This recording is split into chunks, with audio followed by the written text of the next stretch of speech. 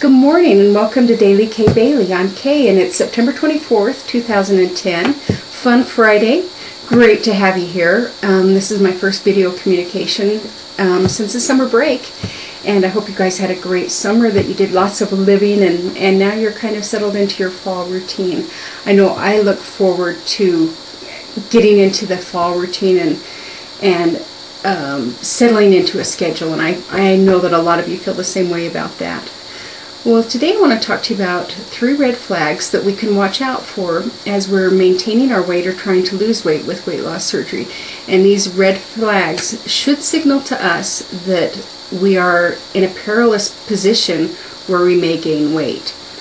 I want to just give a little metaphor here. Back in the early days of the train transportation, railroad transportation, there was a signaling method if there was problems on down the track, and the signal would be a lineman would stand on the railroad, the side of the railroad, in advance of where there might be a problem, and he would wave if it was night, he would wave a lit lantern that would glow red, signaling, warning, there's danger ahead, there's danger ahead. And if it was daytime, of course, he would wave the red flag. But the problem was, and there were crashes in spite of this system, that not always was the train engineer looking, and he would miss the signal and continue on his fast track forward, which ultimately led him to some destruction and possibly loss of life, damage to railroad property. So the message here for us is we are the engineers of our own train, and we need to be looking for these signals. So today I'm going to tell you about 3 that, as I've worked with weight loss surgery patients for the last 6 years, that I've learned are pretty common things that when you see this happening, weight gain is imminent. The first one, and I borrowed these from the office down the hall, they aren't mine, snacking on soft carbohydrates. How many times have I heard, I just ate pretzels, that's all it was, just a few pretzels. And then pretty soon I was eating pretzels all day long. Snacking, because you know what? If we eat the pretzel, soft carb, it doesn't ever make our little pouchy feel uncomfortable.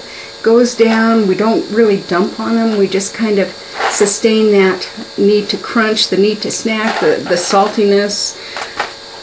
So if you find yourself in a snacking habit on soft carbohydrates, stop where you are and look and say, is that my red flag warning, and am I in trouble here? Remember, the 3rd rule of weight loss surgery is no snacking. And I like to bend that rule and say, you know, designed snacking or intelligent snacking is okay if we make the right choices. Wrong choice. If I had $1 for everyone who had come to me and said I've gained weight and it started with the pretzels, it's not good, folks. So try and get away from it if that's something that you find yourself doing. The next indicator of weight gain, water or liquids when you eat. And we know that we've come to understand the word slurry food or slider food. When we eat our food, we need to keep it in our pouch for as long as possible. And there's a couple reasons for that. First, we need to feel satiated. We need to feel full. We need that comforting sense that we have eaten something. You know, when you can only eat that much, you want to be able to feel like you've eaten a meal. And so if we wash it through with liquid, we never get that satiation. Another reason, not the only one, our bodies are already having a hard time figuring out how to absorb the nutrients in the food we eat. The longer we can let that food sit in our stomach, and we have a limited amount of gastric acid and our gastric enzymes are kind of out of balance. So the longer we can let that food stay in our stomach without washing it through, the better odds we're giving our body to absorb the nutrients. You know, I say make every bite count. Make sure what you put in your mouth is serving a nutritional purpose. So we want to make sure we do that. I know this is the hardest rule in the world, because if you're at a table with somebody and you're having a conversation and you're eating food and your mouth is dry and you can't talk and you feel all slobbery and maybe you think you got food in your mouth, you want to take a drink. take little sips if you need to do that so that you can carry on a conversation. But don't just slug it through. It's doing yourself a disfavor. Check that. Liquid restrictions is what they're called. Most centers say 30 minutes before you eat, 30 minutes after, don't have liquids, and don't have liquids with your meal. The reason for no liquids before is so that you haven't, the stomach is a muscle, and when you put liquids through it, it kind of advances. You want to keep that pouch contracted so that it works the way it was meant to work when they gave us the surgery. Otherwise, we're defeating the thing that we got gut whacked for. So remember the liquid restrictions. Now, my prop for number 3, you're going to have to use your imagination. It's a scale. This happens to be a postage scale because I'm at the office. When we start avoiding the bathroom scale, it almost always leads to our demise. And for many of us, this happens after we've stalled, or when we know that we're breaking the rules, or in maintenance. And I'll tell you what, nobody prepared me. You go through the weight loss phase after weight loss surgery, and then you hit this maintenance phase, and it's mundane, and you don't have that euphoria in the morning that when you weigh, your body weight is down and you can celebrate, or your body weight's up a little bit and you got to do something about it.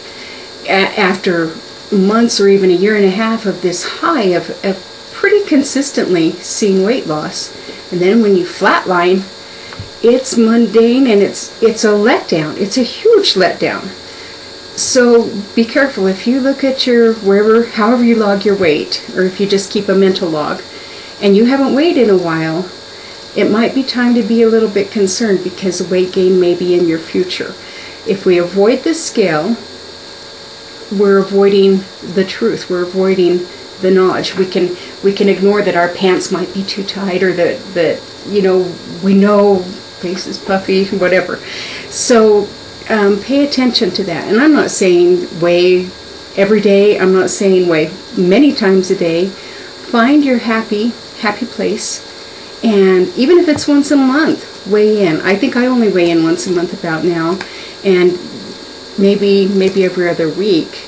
I keep a note on my calendar, but I don't avoid the scale, I just don't remember sometimes. Does that happen to you guys? Anyway, those are the 3 red flags. Soft carbohydrates. I never get how this camera works. Sally, you're the good one at this. Sally over Cabernet Queen. If you guys haven't seen her, check her out on YouTube. She's fantastic. Anyway, she knows how to do these videos a lot better than I do. Liquid restrictions and avoiding the scale. Watch out for these 3 red flags. If you have other red flags that you have learned about, let me know, because these aren't the only ones. But these are the top 3 that when I work with patients, they're pretty consistent. I hope you have a great day. Have a great weekend. It is Fun Friday. Come over to the Living After Weight Loss Surgery neighborhood. Play Fun Friday. It's our get to know you game in that safe haven community. And there are fabulous prizes. Oh yeah. I will see you next week. Have a great day.